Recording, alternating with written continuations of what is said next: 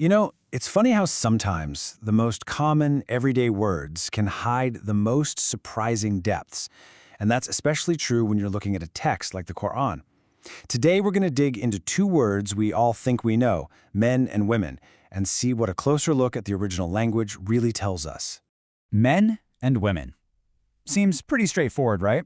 Two words for two biological sexes. But what if the Quran itself is making a much more nuanced distinction? One that maybe, just maybe, has been overlooked in many traditional interpretations. So the common understanding is pretty clear-cut. The Arabic words Rijal and Nisa are almost always translated as men and women.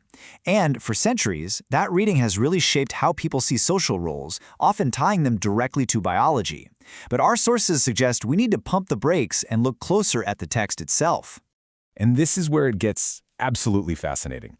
The argument is that the Quran is incredibly precise with its language. It seems to draw this really sharp line between a person's social function, what they do, and their biological form, what they are. And it actually uses two totally different sets of words for them. Okay, so let's start with the first term, Rijal. Instead of just thinking men, let's reframe it as a concept that's all about action and taking responsibility. To really get this, we've got to go back to the root of the word itself, RJL. I mean, think about the imagery here. The root is all about the physical act of moving through the world. The foot, the leg, the idea of walking and standing firm on the ground. It's about being stable, grounded, and active. And you can see how this plays out in the text. Whenever the word Rijal pops up, it's describing people by their qualities. Things like standing firm, taking responsibility, not getting sidetracked by trivial stuff. Now, notice something. None of these are biological traits. They're about character. This verse is just a perfect example. It defines Rijal not by anatomy, but by their moral compass. They are people, Rijal, who aren't distracted by the hustle and bustle of the marketplace.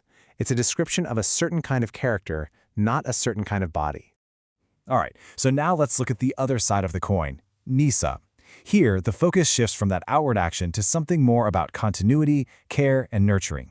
So the root for Nisa is NS Aleph, and its core ideas are completely different from Rijal. This one is all about things that take time, delaying, deferring, allowing something to grow and unfold. It's about patience, development, and keeping things going for the long haul. And the Quran gives us this really powerful metaphor to lock this idea in. In one key verse, Nisa are described as a harf, which means a tilled, cultivated field. Just picture that for a second. A place of potential, of careful nurturing, a place where growth happens. So it makes perfect sense that when the term Nisa shows up, it's usually in contexts dealing with the very foundations of a society. We're talking intimate partnerships, family life, and the kind of social trust and fairness that lets a community really thrive and continue. Okay, so if Rijal and Nisa are about social functions, a massive question just appeared, right? And this is the pivot point for this whole analysis. So, how does the Quran talk about biological males and females? Well, according to this analysis, it has a completely separate and just as precise vocabulary for exactly that. And here they are. For biology, the Quran uses the words Dhakar for male and Untha for female. The root for Dhakar connects to marking or naming something, while Untha relates to softness or receptivity. These are the biological labels, plain and simple, used for humans and animals. And the text itself makes this distinction crystal clear. Look at this foundational verse about where humanity comes from. It says we were all created from a dhakar and an untha, a biological male and a biological female. The context here is 100% about creation and physical form.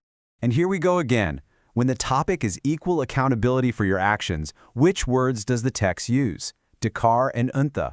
The message is totally unambiguous. Your biological form doesn't matter when it comes to the value of your work. The text uses these specific words when it's specifically talking about biology. So let's pull all these threads together. Let's build a clear framework for what we've just unpacked from this linguistic deep dive. This table really just lays it all out. On one side, you have Dhakar and Untha. Their world is biology and reproduction. Their meaning is male or female by form, something assigned at birth. But then, on the other side, you have Rijal and Nisa. Their world is social, it's functional. Their meaning is tied to roles, agents of action, agents of nurturing, and these are defined by your position and your responsibilities. Two different toolkits for two different ideas. So the main takeaway is both simple and pretty profound. The Quran, when you look at it this way, isn't just using words interchangeably. It seems to have a very specific vocabulary for biology and a totally separate, distinct vocabulary for social function. And here's why that really matters. It implies that all those famous verses that talk about the relationship between Rijal and Nisa, well, they might not be setting up some fixed hierarchy based on your anatomy at all. Instead, they could be describing a dynamic system of roles and responsibilities, roles that anyone, male or female, could potentially embody. Which leaves us with a final, really big question to think about. If the words we use really do create the world we see, what kind of world opens up when we recognize this distinction? Maybe it's a world based less on fixed biological identities and more on the dynamic human functions of taking action, providing care, being responsible, and nurturing growth. What do you think?